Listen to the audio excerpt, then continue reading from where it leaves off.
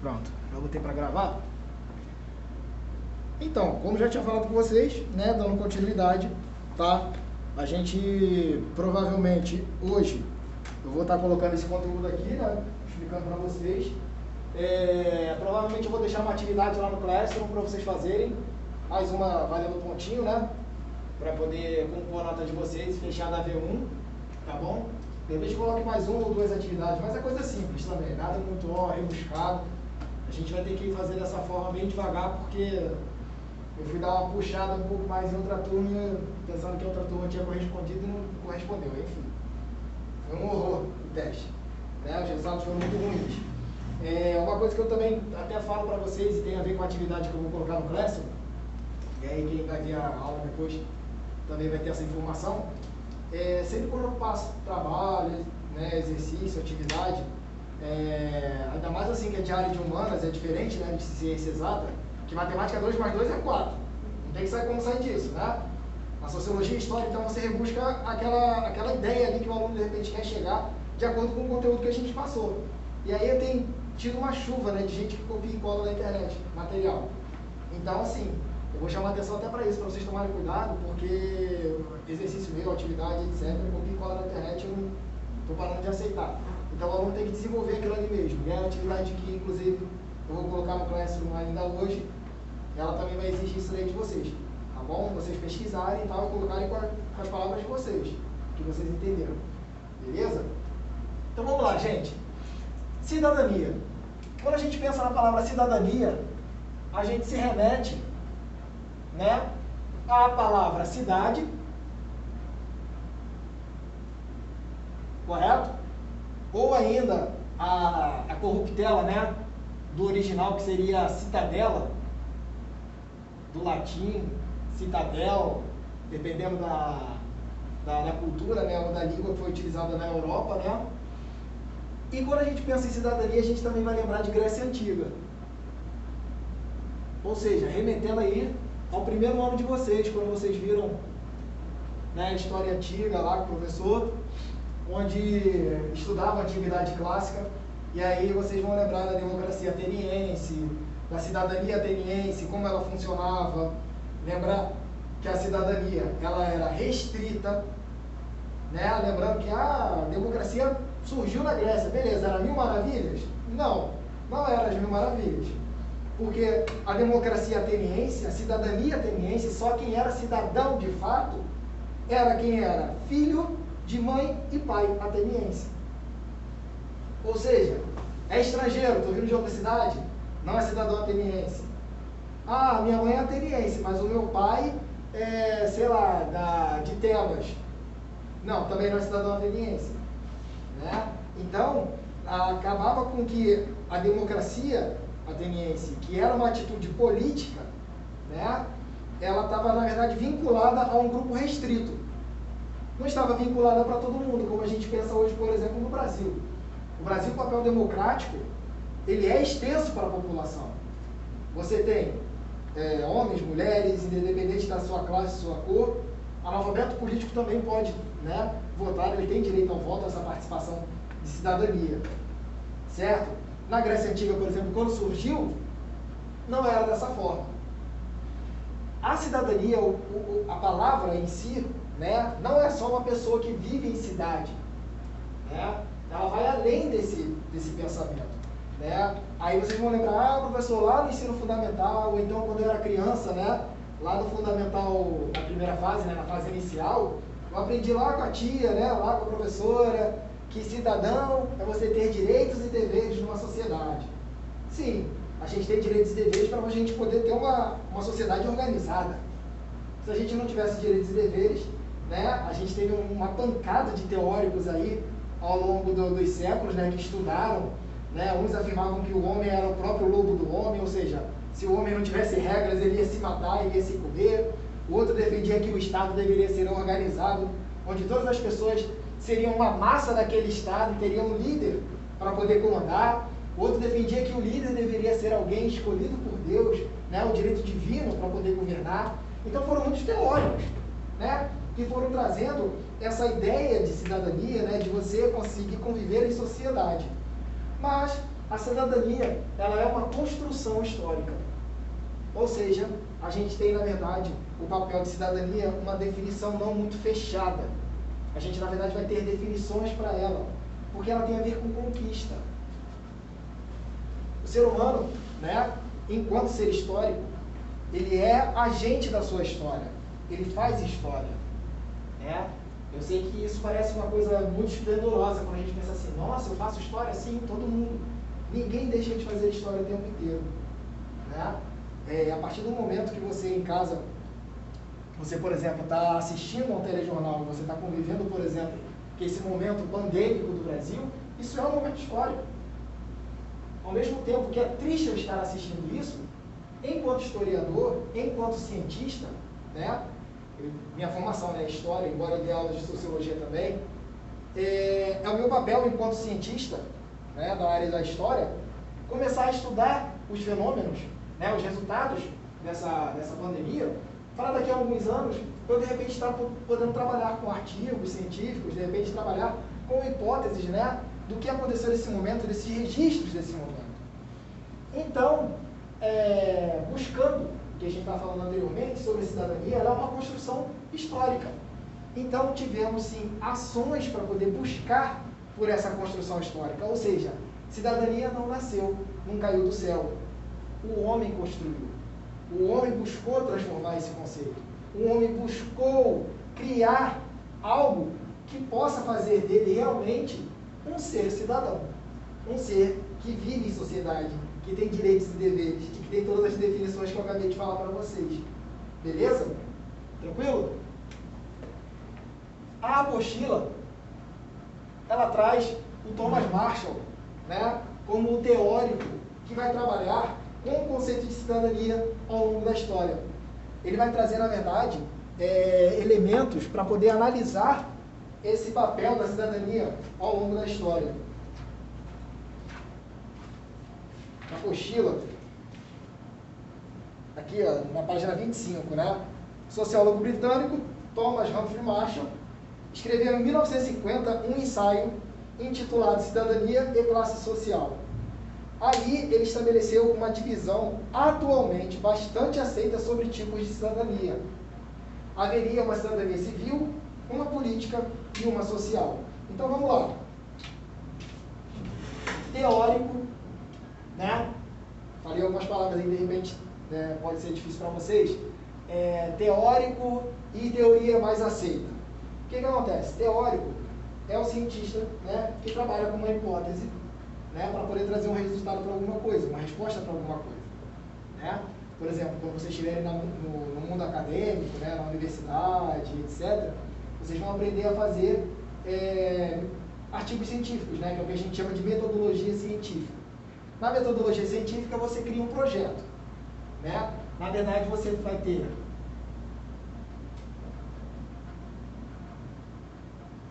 uma hipótese, que é uma possível resposta para aquele problema que você quer resolver, e a justificativa, que vai explicar e argumentar por que você quer estudar esse problema. Então, quando ele, por exemplo, quis buscar o estudo da cidadania, ele queria encontrar um conceito para a cidadania. Isso é o problema. A hipótese que ele chegou, que é a mais aceita até agora, ou seja, se transforma em tese, é que tem 3 tipos de cidadania. Todas elas construídas ao longo do tempo. Ué, professor, mas ele não está falando de cidadania ateniense aqui, não. Não. Por quê? Porque ele vai utilizar, né, um método onde, na verdade, vai perceber que a conquista, até então, por exemplo, que existia cidadania no mundo, era um conceito de cidadania civil no máximo. Ou seja, não tinha o conceito de cidadania, na verdade, fechado. Então, quando a gente fala em cidadania ateniense, a gente não pode falar em cidadania. Deu lá na cabeça de vocês? Sim. O que significa isso? É que quando a gente falar em cidadania ateniense, a gente está falando de uma específica cidadania. Não é a cidadania. Entenderam agora? Quando a gente fala em a cidadania, aí a gente vai falar, beleza, a cidadania, qual das 3 que você está explicando, que você está falando? Aí sim é correto falar, beleza? Se você falar assim, ah, mas a gente está falando aqui de cidadania, tá? A cidadania, beleza. Ah, então escravos não podem votar, opa, não, peraí, isso aí não está falando aqui, então não é a cidadania. Isso é um outro tipo de modelo, beleza? Então, quando a gente está falando com o conceito mesmo de cidadania, a gente vai utilizar um desses três. Para ele, o primeiro modelo foi a civil, cidadania civil. Ela surge mais ou menos no século XVIII e vai até mais ou menos o início do século XIX. Ou seja, quando esse conceito está sendo discutido e elaborado. Na verdade, quando a gente pensa em século XVIII, se é ciências humanas, já tem que estar já martelado na cabeça de vocês. O que tem de importante para o mundo, e para a Europa principalmente, mas para o mundo no século XVIII? Tem guerra, beleza. Tem conflito? Tem. Mas tem um fator fundamental que vai influenciar o mundo inteiro. Começa com R. Tem outra palavra aqui, começa com F.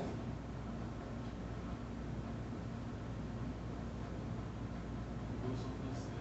Exatamente, Revolução Francesa. A Revolução Francesa, gente, por que ela é histórica e por que ela é importante? Porque pela primeira vez ela traz a Declaração dos Direitos do Homem e do Cidadão. Ou seja, é quando vai ter um escopo de documento que vai demonstrar direitos civis do ser humano enquanto a sociedade. Porque até então, qual era o regime político que imperava na França e no mundo? O absolutismo. No absolutismo você tem uma pessoa, um monarca, que simplesmente representa o Estado. Ele é o poder executivo, legislativo e judiciário, concentrado na mesma figura. Então o ser humano, o cidadão comum, ele vai ter direitos diante daquele Estado? Não. O monarca a qualquer momento pode fazer o que quiser com ele. Então, a Revolução Francesa é muito importante, né, influenciada pelo iluminismo, e vai trazer na Declaração dos Direitos do Homem e do Cidadão, né? Declaração dos Direitos do Homem e do Cidadão. Vai trazer, então, um documento onde relata os direitos fundamentais para o ser humano poder sobreviver. Quais são eles? A liberdade, a vida, a propriedade. Olha que interessante, isso aqui é muito burguês, cara. Isso aqui é muito capitalista. Ou seja, para você ser cidadão, você tem que ter direito à propriedade privada, filho.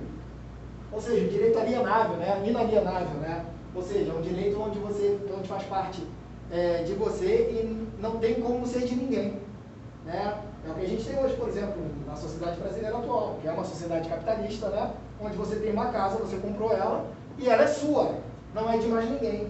Não pode ser do Estado, não pode ser de outra pessoa não pode tomar, porque é roubo, aí já é contra a lei, é outra coisa. Estão conseguindo compreender isso daí?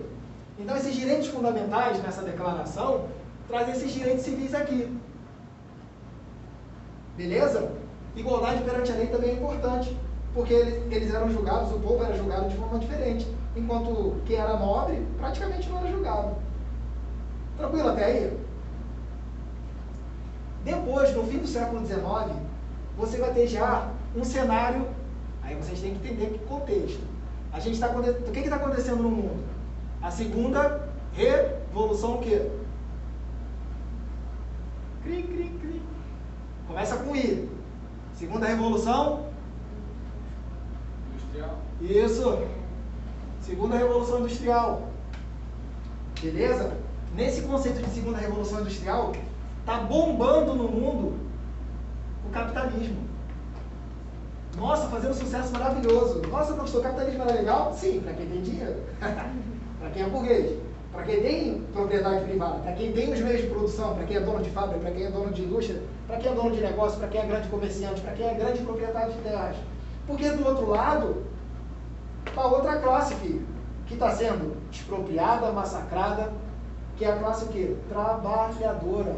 Ou, o nome mais bonito, já que vocês estão no terceiro ano, proletariado. Né? Esse proletariado, é a grande massa da população, é a grande maioria. Tá? Maioria esmagadora. Maioria esmagadora que está sofrendo com miséria, com fome, sem direitos trabalhistas. Opa, professor, peraí, mas ele é cidadão civil? Sim. Ele pode ter direito à liberdade? Sim, ele é livre, vai fazer o que quiser. Mas ele é obrigado a vender a sua mão de obra, porque senão ele não sobrevive. Está conseguindo compreender?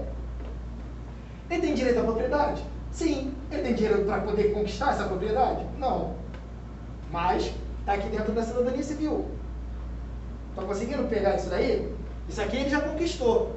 Mas aqui, o que ele falta conquistar é isso.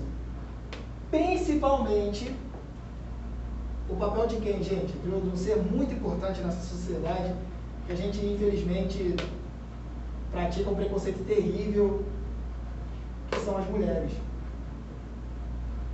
A mulher, gente, ela, por exemplo, aqui nesse desenho aqui até agora, ela ainda não tinha participação política, por exemplo.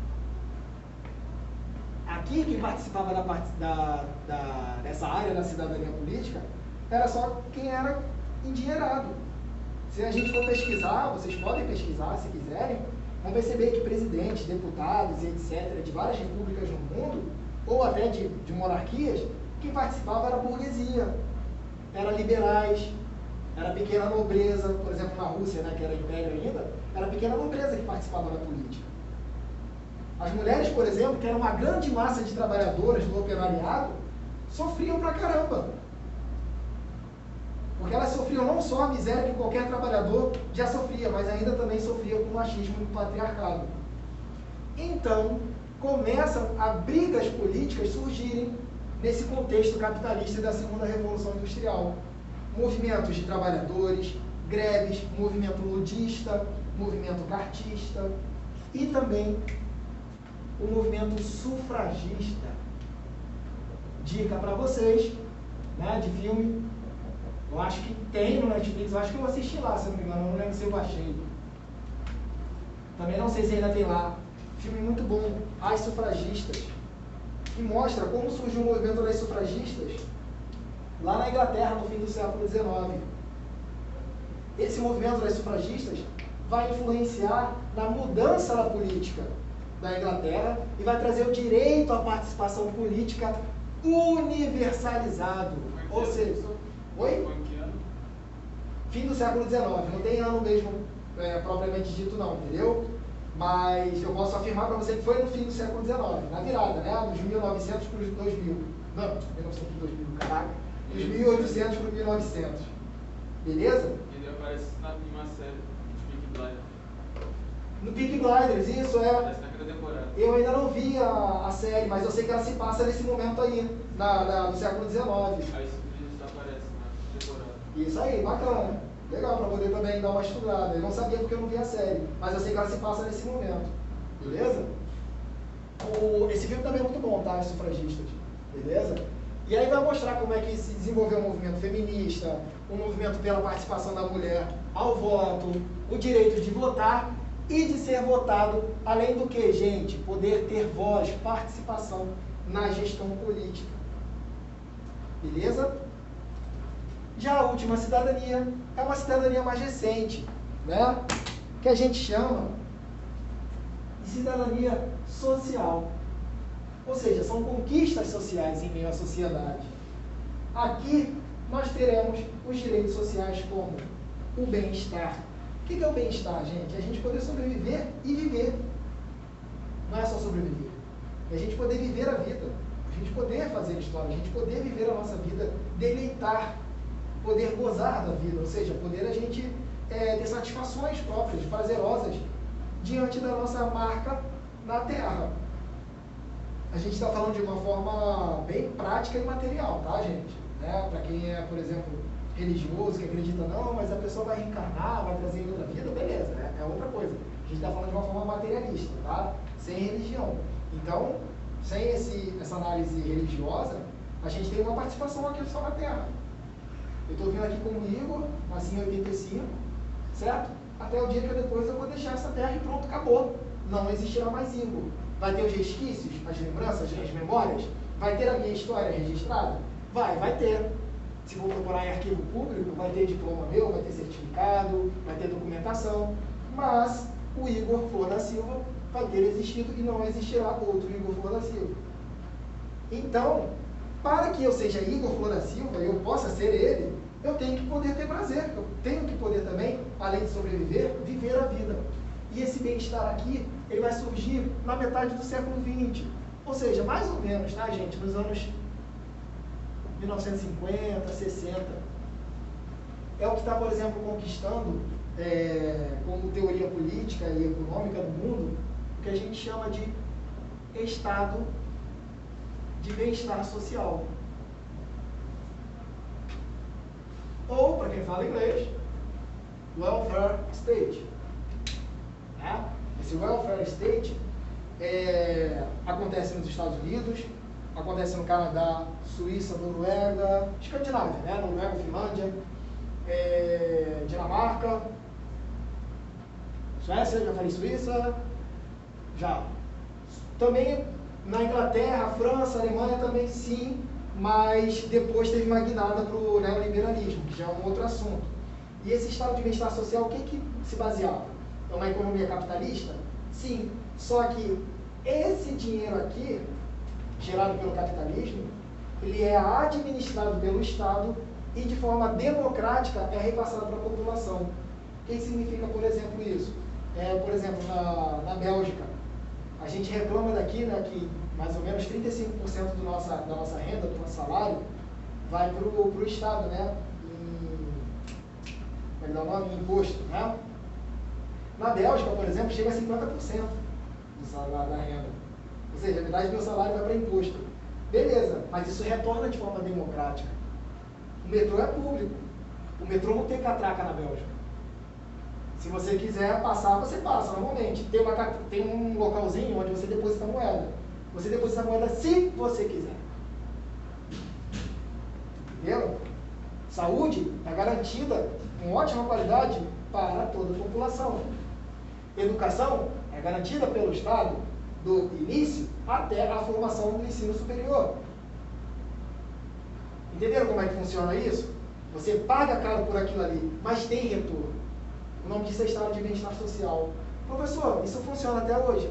Em alguns países, sim. Dá para contar na mão. O Canadá, por exemplo, ainda funciona. Suécia, Suíça, Finlândia, Nova Zelândia também funciona. Austrália também ainda funciona. Agora, alguns países como Estados Unidos, Inglaterra, França, Alemanha pularam fora e mergulharam no neoliberalismo. Porque eles viram que o Estado ele estava começando a ter um desgaste, mais ainda por causa da crise do petróleo que aconteceu na década de 70. Porque o Estado acabou, como é que eu vou dizer? Diminuiu a arrecadação de recursos. Então, com essa diminuição de arrecadação de recursos, eu não ia conseguir ajudar toda a população de forma igualitária. Entenderam? Então, o estado de bem-estar social ele entrou em crise. Uma crise muito profunda. E aí é aquilo que eu falei para vocês. Vários países acabaram abandonando esse sistema econômico. Uma pena, né? Aí, por exemplo, nos Estados Unidos você tem a saúde lá que ela é particular.